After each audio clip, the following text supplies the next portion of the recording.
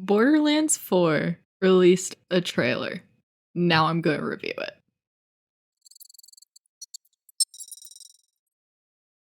So we start off in this intro where there are flames, a psycho mask, and a robotic hand. Nobody we have ever seen before in the whole entire franchise has a hand or an arm that looks like this. So I'm assuming that that's probably a big piece of the game right there, considering the whole entire introduction is based around it, right? But we can assume the flames and the psycho mask have something to do with Lilith being the Firehawk and phase locking Elpis. But you have to think about it. Do these people on this other planet even know what psychos are? Like, what are you doing if you just wake up in the morning, look out the window? There's just psychos everywhere. Oh, just kidding. That big, giant lady is slapping it on a psycho's face.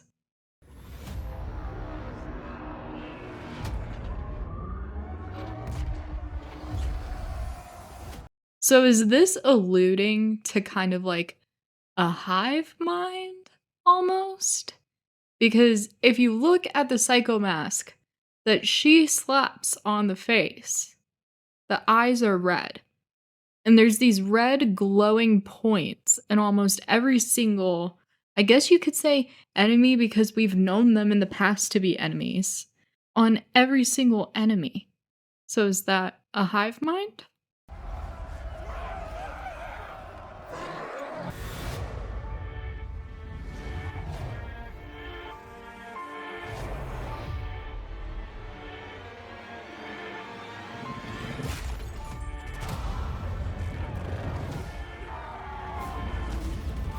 Who is good and evil here?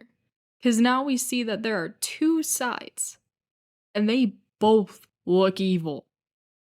But I will say, the full metal side, with the oranges on their heads, they look cooler. But they're organized. I think another important note to mention about this trailer is the music. Because this song is so amazing, and just imagine like 2K using your song and you just blow up overnight.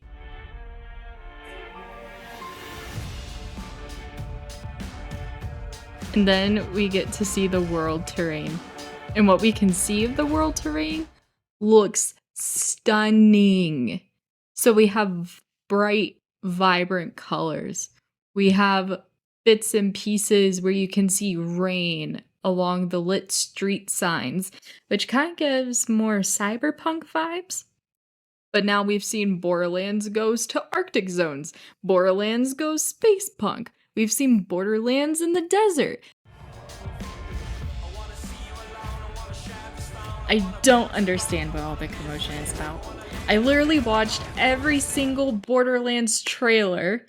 They look the same. More bland? Is that the best people can come up with? What's important to note here is anytime we're going to choose the character that we decide to play as, it's a base character. You're starting out with the base head, the base skin, the base body. What adds to those characters is as we level up, we get cooler weapons. Maybe sometimes we add skins to those weapons. We unlock heads. We change the heads of our character. Same for skins, and sometimes even bodies. They look the exact same as any other start of a Borderlands character. The one thing that I will say, however, is that we do not get a clear definition of the names of the characters or demonstrations of their action skills. So I can admit that if we're keeping to traditional Borderlands, it is out of character for them to not have a huge reveal of those things when it comes to their characters.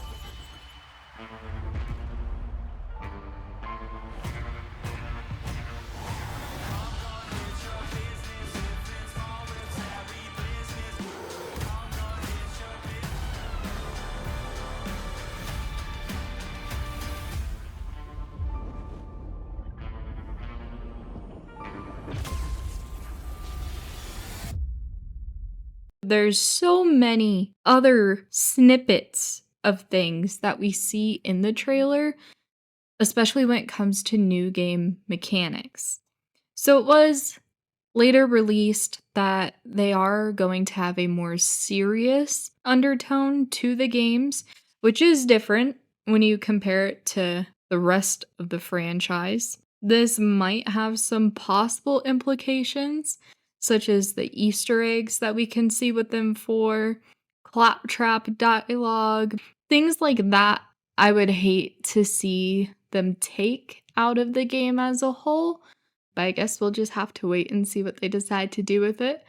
Another thing that might change is dialogue with certain enemies and characters, such as the psychos.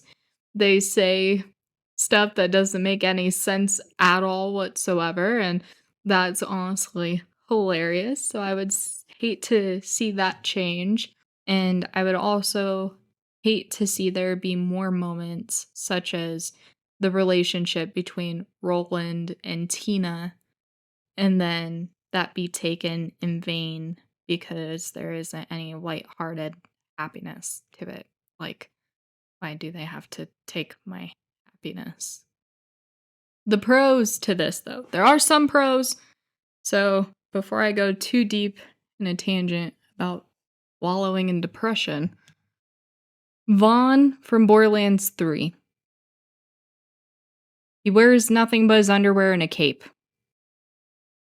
He has an annoying voice. When he laughs, a part of me dies inside.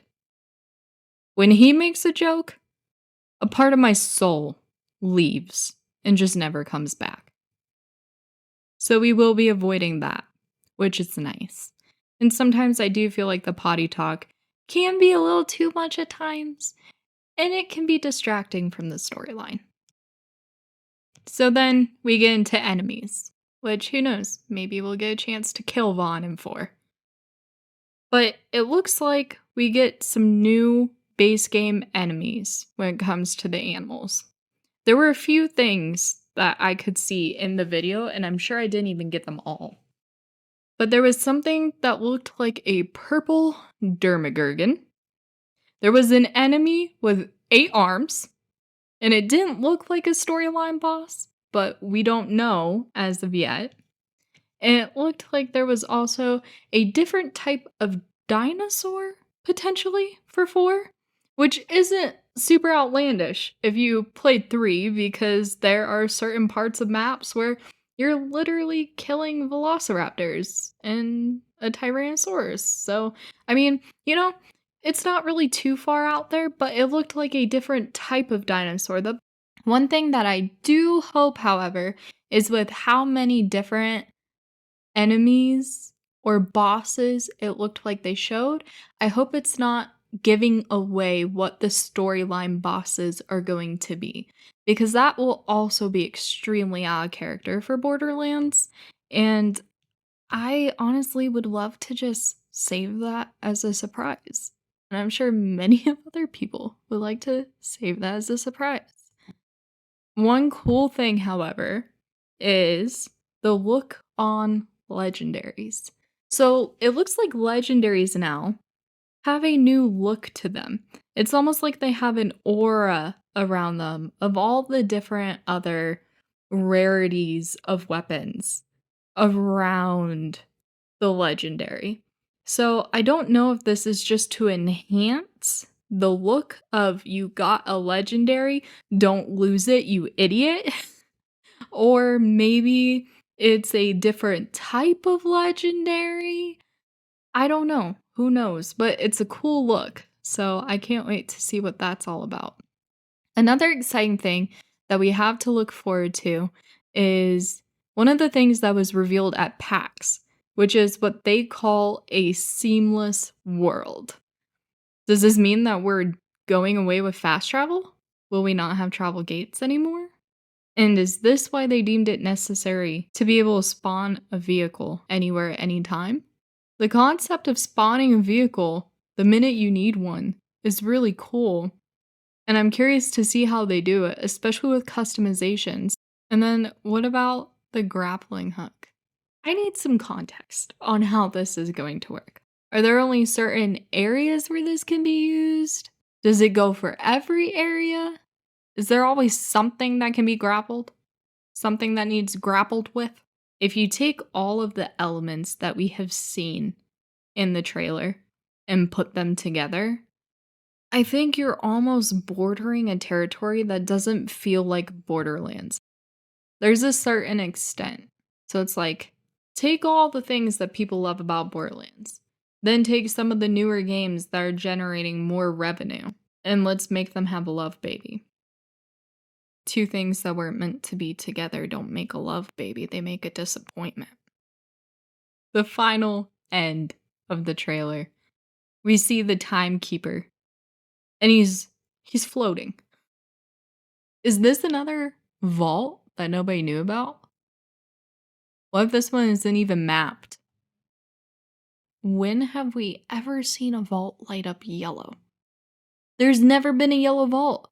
This could be literally nothing other than the fact that it was the best color palette for the scene. It could be as simple as that, but it could be so much more. To powers that we've never seen, vault monsters that we've never seen, new treasures.